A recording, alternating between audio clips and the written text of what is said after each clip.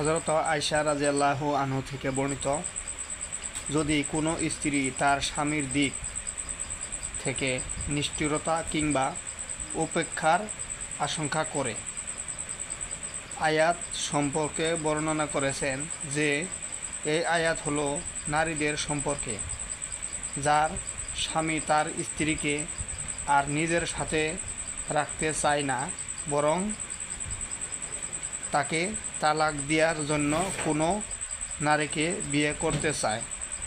তখন তার স্ত্রী তাকে বলে, আমাকে তালাক দিও না, বরং অন্য নারীকে বিয়ে করে নাও এবং তুমি ইচ্ছা করলে আমাকে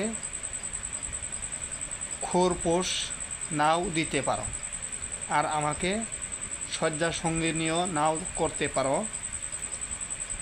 এটা আমার নিম্নোক্ত বাণী দ্বারা বোঝা যায়, স্বামী স্ত্রী যদি পারস্পরিক সন্ধি করে নেয় তবে তাকে কোনো দোষ নেই, সন্ধি উত্তম।